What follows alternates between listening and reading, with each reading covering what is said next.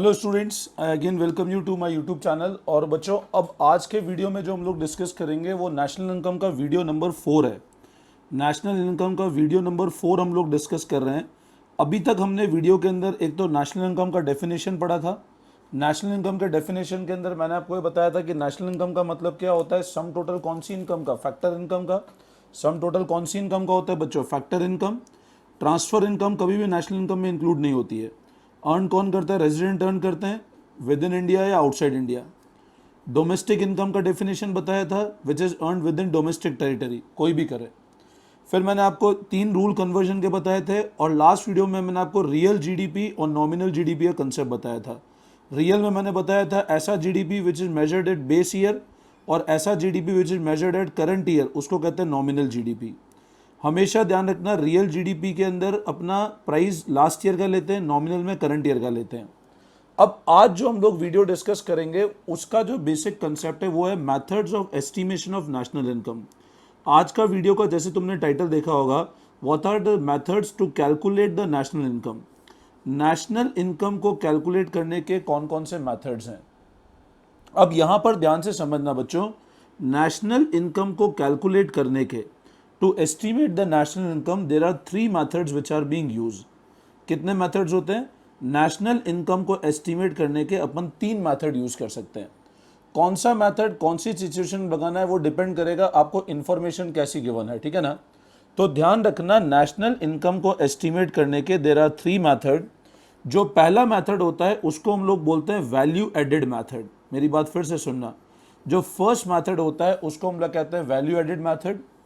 जो second method होता है उसको हम लोग बोलते हैं इनकम मेथड, और थर्ड मेथड जो होता है उसको हम लोग बोलते हैं एक्सपेंडिचर मेथड।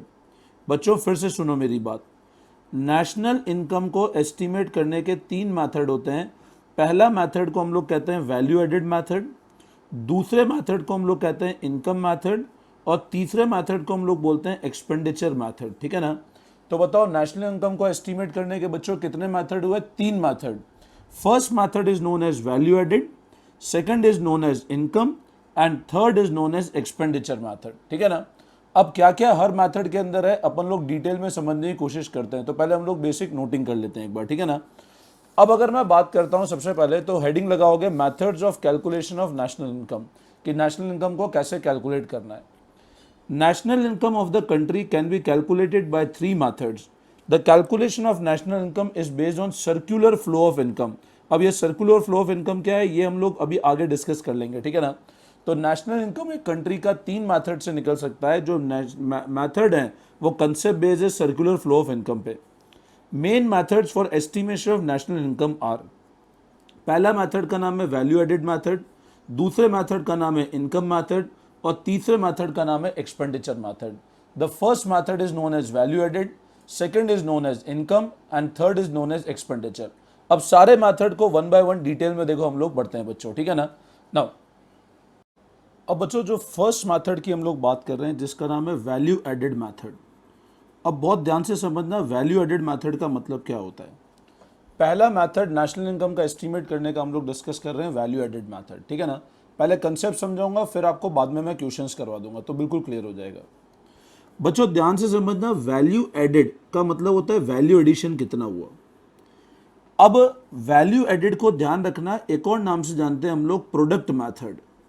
इसको एक और किस नाम से जानते हैं? प्रोडक्ट मेथड कह दो या आउटपुट मेथड भी कहते हैं, बट मोस्ट फ्रीक्वेंटली जो नाम यूज होता है वो होता है value added.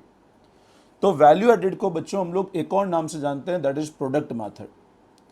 Value added basically concept क्या है? वैल्यू एडेड ये बोलता है कि जैसे मान लो 3 ऑर्गेनाइजेशन है कंट्री के अंदर, 3 ही ऑर्गेनाइजेशन है, ए, बी और सी। तो वैल्यू एडेड मेथड ये बोलता है कि आप क्या करो, ए ने कितना वैल्यू एडिशन किया है, बी ने कितना वैल्यू एडिशन किया है, और सी ने कितना वैल्यू एडिशन किया है। मेरी बात फिर समझना, वैल्यू एडेड मेथड ये बोलता है हम क्या करें, एवरी ऑर्गेनाइजेशन का वैल्यू एडिशन निकाल लें। अगर हमको नेशनल इनकम कैलकुलेट करना है, अगर हमको नेशनल इनकम कैलकुलेट करना है by using value added method, तो वैल्यू एडेड मेथड ये बोलता है आप क्या करो, ऑर्गेनाइजेशन ए, ऑर्गेनाइजेशन बी और ऑर्गेनाइजेशन सी, तीनों का वैल्यू एडिशन निकाल लो। और वैल्यू एडिशन निकालने का तरीका क्या होता है, बहुत सिंपल है। एक बहुत सिंपल सा लॉजिक समझो। मान लो मैंने बोला मेरी कंट्री में 3 ही ऑर्गेनाइजेशन है, तो मैं इन तीनों का वैल्यू एडिशन निकाल करके उसको ऐड कर दूं। अब वैल्यू एडिशन का मतलब क्या होता है, जैसे मान लो ये पेन है। अब बच्चों बताओ, ये जब पेन होगा तो ये पेन तो अभी रिफाइंड फॉर्म में अब बना, ये पहले क्या होगा, पहले एक प्लास्टिक के फॉर्म में होगा। जो प्लास्टिक क्या है, उसका रॉ मटेरियल है। अब मान लो वो जो प्लास्टिक रॉ मटेरियल था उसकी वैल्यू थी 2 रुपए। जो रॉ मटेरियल था प्लास्टिक, उसकी वैल्यू थी 2 रुपए। बट ये पेन फाइनली जब मार्केट में बिकता है ना, तो इसकी फाइनल मार्केट में प्राइस है 10 रुपए। मेरी बात ध्यान से सुनना। जब ये पेन मार्केट में बिकता है तो बच्चों इसकी फाइनल प्राइस है 10 रुपए, और इसको जो यूज करने के लिए प्लास्टिक था, रॉ मटेरियल, वो था 2 रुपए का। तो मेरे को एक बात बताओ, जब ये पेन फाइनली बिका तब 10 रुपए का बिका, और जो इसका रॉ मटेरियल था वो 2 रुपए का था। तो बहुत सिंपल सा लॉजिक बताओ, इस पेन के अंदर वैल्यू एडिशन कितना हुआ। मतलब जो प्लास्टिक से अगर हमने पेन बनाया तो ऑब्वियस ही बात है 8 रुपीज का वैल्यू एडिशन हुआ है। 8 रुपीज कैसे निकाला है मैंने, 10 - 2। ये 10 क्या थी, उसकी फाइनल प्राइस। फाइनल प्राइस मतलब सेल्स वैल्यू। फाइनल प्राइस का मतलब क्या होता है, सेल्स वैल्यू। और ये 2 रुपये क्या थी, उसकी raw material cost. Raw material को हम लोग इकोनॉमिक्स में एक और नाम से जानते हैं, इंटरमीडिएट कंजम्पशन। इंटरमीडिएट मतलब जो भी अपने बेसिक रॉ मटेरियल यूज है वो सब इंटरमीडिएट कंजम्पशन। तो वैल्यू एडिशन का मतलब क्या होता है, मैं क्या करूं, जैसे प्लास्टिक को मैंने पेन पे कन्वर्ट किया, तो 2 रुपए की चीज आज ये 2 रुपीज की चीज जब 10 रुपीज में बिक रही है, तो मैंने वैल्यू एडिशन कितना किया, 8 रुपीज का। तो मैं इसी तरह क्या करता हूं, हमारे हिंदुस्तान में, हमारे इंडिया में जितना भी एंटरप्राइज ने वैल्यू एडिशन किया उस सबको हम लोग जोड़ देते हैं। तो वैल्यू एडिड निकालने का तरीका क्या होता है बच्चों, वैल्यू एडिड निकालने का तरीका होता है, बहुत सिंपल सी बात है। ये जो सेल वैल्यू होती है ना, इसको हम लोग इकोनॉमिक्स में बोलते हैं वैल्यू ऑफ आउटपुट। क्या बोलेंगे, value of output minus intermediate consumption. Minus क्या कर देंगे, इंटरमीडिएट कंजम्पशन। तो वैल्यू एडिड निकालने का तरीका क्या हुआ बच्चों, value added is equal to value of output minus intermediate consumption.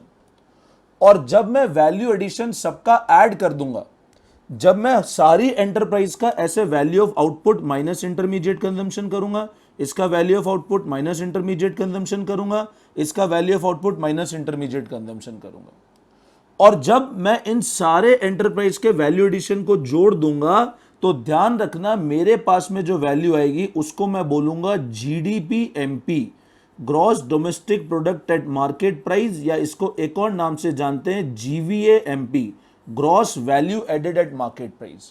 मेरी बात फिर सुनना, जब मैं सारी एंटरप्राइज ने जितना भी वैल्यू एडिशन किया है, एंटरप्राइज ए का वैल्यू एडिशन कैसे निकालूं, value of output minus intermediate consumption. Enterprise b का वैल्यू एडिशन कैसे निकालूं, ये तो मैंने एग्जांपल पेन का दिया। मान लो एक एंटरप्राइज पेन बनाती है, एक पेंसिल बनाती है, एक रजिस्टर बनाती है, सबके लिए कुछ रॉ मटेरियल है, तो सब कुछ ना कुछ तो वैल्यू ऐड कर रहे हैं। आज मैं तुमको पढ़ा रहा हूं तो तुम जैसे जैसे पढ़ते जाओगे अभी तुम रॉ मटेरियल हो, but once you complete the course तो मैंने आपके अंदर एक वैल्यू एडिशन कर दिया। तो वैल्यू एडिशन सिंपल होता है value of output minus intermediate consumption. और जब मैं सारी ऑर्गेनाइजेशन का वैल्यू एडिशन को जोड़ देता हूं, हमारे इंडिया में जितनी ऑर्गेनाइजेशन है, जिसने जितनी वैल्यू ऐड करी, जब मैं उसको जोड़ देता हूं, तो मेरे सामने जो आता है जो वैल्यू, उसको मैं बोलता हूं जीडीपी एमपी। तो total value added by all enterprise gives me the value GDP MP. GDP MP को हम लोग एक और नाम से जान सकते हैं जीवीए एमपी। जीडीपी मतलब होता है gross domestic product at market price, GVA मतलब होता है gross value added at market price. तो जब मैं सारी एंटरप्राइज के वैल्यू एडिशन को जोड़ दूंगा, तो मेरे सामने जो आता है वैल्यू, उसको मैं कहता हूं GDP MP, gross domestic product at market price, या GVMP, gross value added at market price. अब ये ध्यान रखना, मेरे को जब भी क्वेश्चन अगर ऐसा बोले कि आपको नेशनल इनकम निकालना है, क्वेश्चन अगर मेरे को ये बोलता है आपको नेशनल इनकम निकालना है, तो मैं तुमको दो चीजें बता देता हूं बच्चों। नेशनल इनकम को हमेशा ध्यान रखना, इकोनॉमिक्स के अंदर कभी भी बोल नेशनल इनकम निकालना है, इसका मतलब अपने को एनएनपीएफसी निकालना है। ये क्यों समझाना, ये क्यों निकालना है, आगे मैं तुमको लॉजिक क्लियर कर दूंगा। अगर आपको कभी भी क्वेश्चन ऐसा बोले कि आपको नेशनल इनकम निकालना है, तो नेशनल इनकम का मतलब होता है अपने को क्या निकालना है, एनएनपीएफसी। एनएनपी मतलब net national product at factory cost. तो नेशनल इनकम का मतलब होता है एनएनपीएफसी, और जब मैं सारी वैल्यू एडिशन को जोड़ूंगा तो मेरे सामने आएगा जीडीपी एमपी या जीवीए एमपी। जीडीपी एमपी बोलो या जीवीए एमपी बोलो, एक ही बात है। जीडीपी मतलब ग्रॉस डोमेस्टिक प्रोडक्ट, जीवीए मतलब ग्रॉस वैल्यू एडेड। अब ये ध्यान रखना, अगर मेरे को इस जीडीपी एमपी को नेशनल इनकम पे कन्वर्ट करना है तो हमेशा आपको, मैं अगर क्वेश्चन ऐसा बोले कि वैल्यू एडेड मेथड में नेशनल इनकम निकालो, तो नेशनल इनकम का मतलब होता है अपने को एनएनपीएफसी निकालना है। लेकिन जब मैं सबका वैल्यू एडिशन जोड़ूंगा तो मेरे सामने आता है जीडीपी एमपी। लेकिन हमको एक चीज पता है कि जीडीपी एमपी को एनएनपीएफसी पे कैसे कन्वर्ट करेंगे। मैंने आपको तरीका बताया था वीडियो नंबर 2 में। G2N, पहला वर्ड देखो, G2N ग्रॉस टू नेट, क्या करूं, डेप्रीशिएशन लेस कर दूं। D2N डोमेस्टिक टू नेशनल, क्या करूं, एनएफआईए ऐड कर दूं। एमपी टू एफसी, एफसी में एनआईटी जोड़ते हैं, एमपी आता है, तो एमपी में एनआईटी लेस कर दो तो अपना एनएनपीएफसी बन जाएगा। तो जब मैं सारी एंटरप्राइज का वैल्यू एडिशन जोड़ता हूं तो आता है जीडीपी एमपी।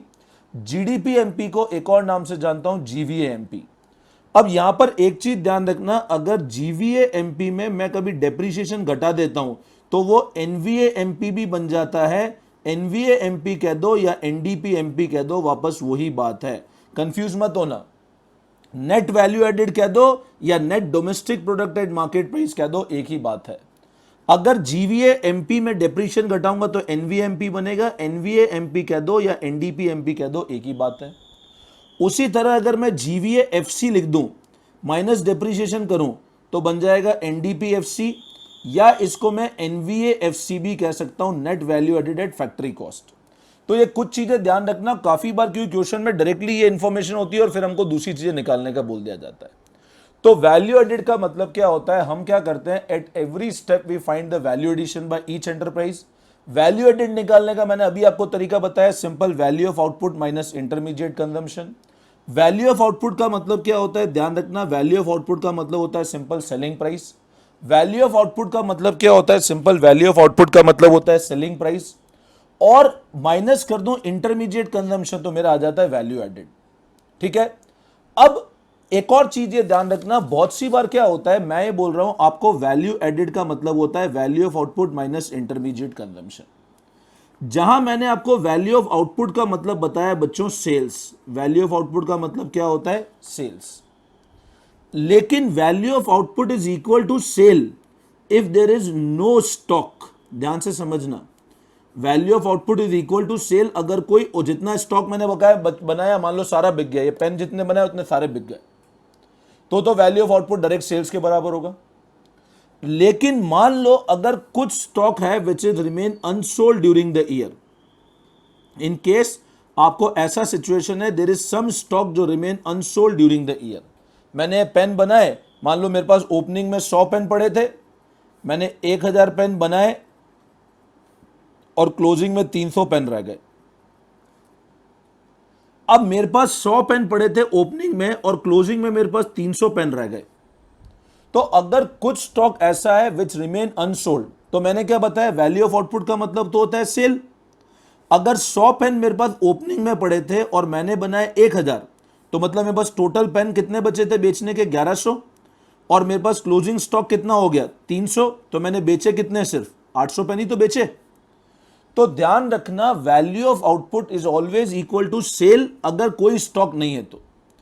लेकिन अगर कुछ स्टॉक अपने पास बच गया साल के एंड पे, तो ध्यान रखना, value of output is equal to sales plus change in stock, delta. ये इस साइन को बोलते हैं डेल्टा। डेल्टा मतलब चेंज इन स्टॉक, और चेंज इन स्टॉक निकालने का तरीका होता है बच्चों, closing stock minus opening stock. Change in stock निकालने का तरीका होता है closing stock minus opening stock.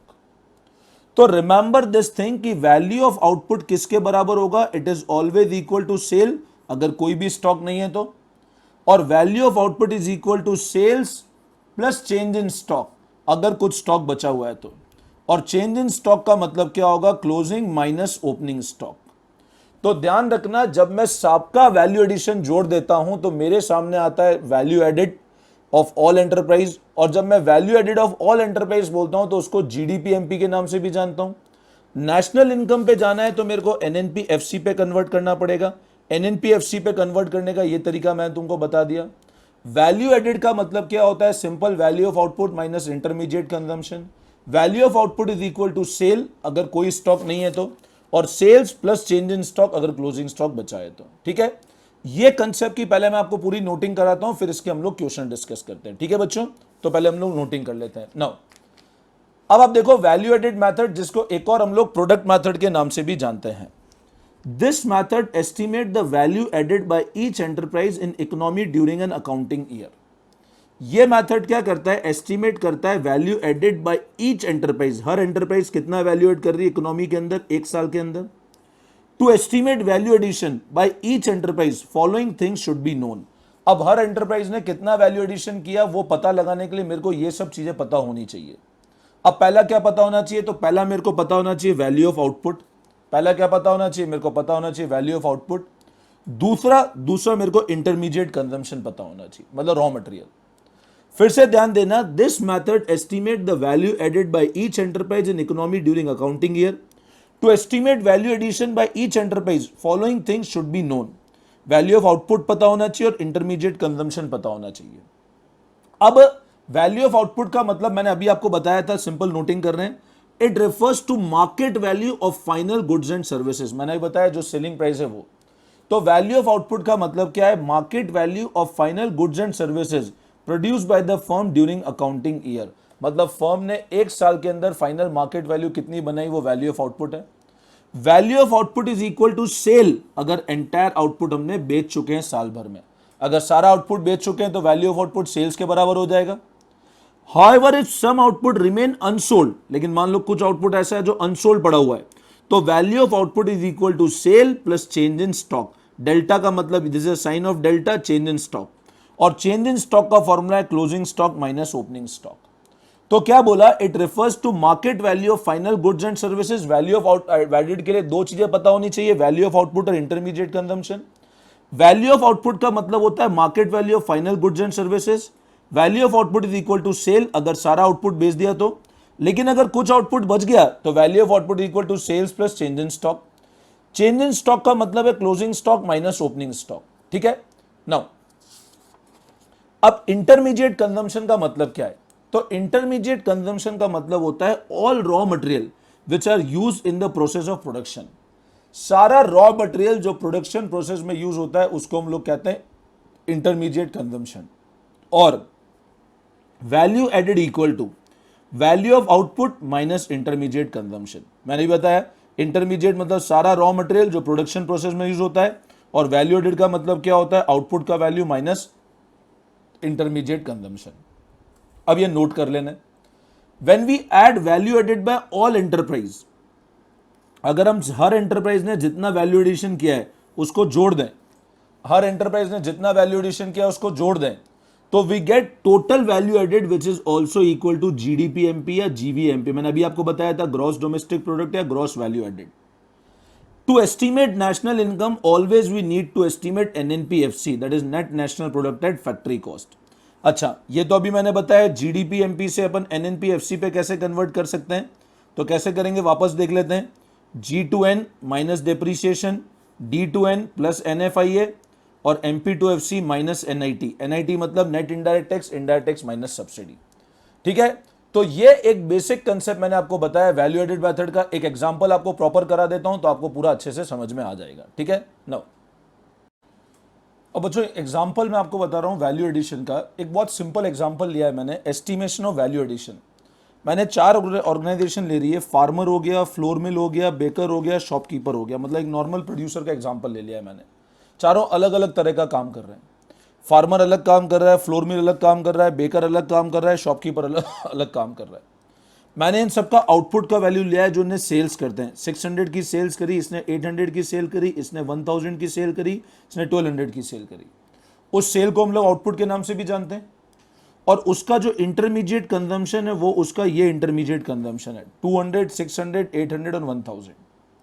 तो अब मेरे को बताओ वैल्यू एडिशन बाय फार्मर कितना है? 600 रुपए की इसने सेल करी और उसका रॉ मटेरियल 200 का था, तो इसका वैल्यू एडिशन 400 हो गया। वैल्यू एडिशन फ्लोर मिल वाले ने कितना किया? 800 की सेल करी और 600 का इंटरमीडिएट कंजम्पशन हो गया, तो इसका वैल्यू एडिशन 200 हो गया। बेकर ने सेल करी 1000 की और इसका इंटरमीडिएट 800 होता है, इसका वैल्यू एडिशन 200 हुआ, और ऐसे शॉपकीपर का वैल्यू एडिशन 200 हुआ। जब मैं सबका वैल्यू एडिशन जोड़ देता हूं बच्चों, तो मेरे सामने आता है 1000, जिसको मैं टोटल वैल्यू एडेड भी कहता हूं। तो मैंने क्या किया, इन चारों एंटरप्राइज, मान लो मेरी कंट्री में 4 एंटरप्राइज थी, इन सबका मैंने वैल्यू एडिशन जोड़ दिया। अब दिस टोटल वैल्यू एडेड को हम लोग एक और नाम से जानते हैं, जीडीपी एमपी कह दो या जीवीए एमपी कह दो, मैंने अभी आपको बताया था। नेशनल इनकम पे जाने के लिए क्या करना है, एनएनपीएफसी। जीडीपी एमपी और GVA MP, gross value added by all enterprise during within domestic territory. GVA मतलब क्या हो, ग्रॉस वैल्यू एडेड सारी एंटरप्राइज का within domestic territory during the period of 1 year, या market value of all final goods and services produce during the year, तो ये भी कहलाता है जीडीपी एमपी। तो वैल्यू एडेड मेथड मैं फिर बता रहा हूं, बताओ नेशनल इनकम के कितने मेथड्स है, 3 मेथड। पहले मेथड को हम लोग कहते हैं वैल्यू एडेड, दूसरे मेथड को हम लोग कहते हैं इनकम, तीसरे मेथड को हम लोग कहते हैं एक्सपेंडिचर। वैल्यू एडेड का मतलब क्या होता है बच्चों, value of output minus intermediate consumption. Value of output का मतलब क्या हुआ, सेल, अगर सारा स्टॉक बेच दिया हो तो, या फिर sales plus change in stock. Change in stock मतलब क्या होता है, closing stock minus opening stock, ठीक है ना। अब अगर मैं सभी इंटरप्राइज का वैल्यू एडिशन जोड़ देता हूं तो मेरे सामने क्या आता है, तो आता है जीडीपी एमपी। जीडीपी एमपी को बच्चों हम लोग एक और किस नाम से जानते हैं, GVA MP. Gross value added कह दो या जीडीपी एमपी कह दो, एक ही बात है। नेशनल इनकम का मतलब क्या होता है, नेशनल इनकम का मतलब होता है एनएनपीएफसी। जीडीपी से एमपी से एनएनपीएफसी पे कैसे जाएंगे, G to N minus depreciation, D to N plus NFIA, MP to FC minus NIT. NIT मतलब net indirect tax, indirect tax minus subsidy. NFIA मतलब net factor income from abroad, ठीक है ना। तो ये एक मैंने आपको अभी कंसेप्ट बताया ओवरऑल वैल्यू एडिशन का। अब अगले वीडियो में जो हम लोग डिस्कस करेंगे वो वैल्यू एडेड मेथड के मैं आपको क्वेश्चंस कराऊंगा प्रैक्टिकल। आपको कोई भी यूट्यूब चैनल पे प्रॉपर क्वेश्चंस नहीं मिलेंगे, मेरे यूट्यूब चैनल पे आपको इकोनॉमिक्स और अकाउंटेंसी के सारे परफेक्ट वे में क्वेश्चंस मिलेंगे, ठीक है। Still if you have a doubt, मेरा व्हाट्सअप नंबर 9929411361 है।